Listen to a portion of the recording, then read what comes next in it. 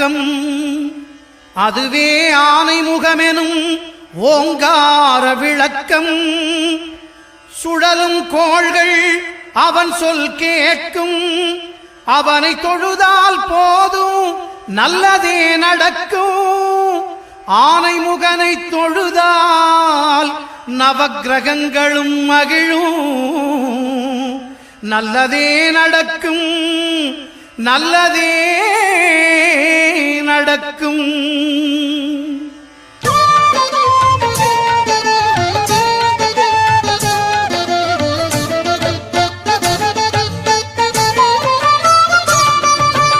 ஒன்பது கோளும் ஒன்றாய் காண அங்கு கற்பகம் என்னும் கடவுளின் மெய்யில். ஒன்பது கோளும் ஒன்றாய் காண அங்கு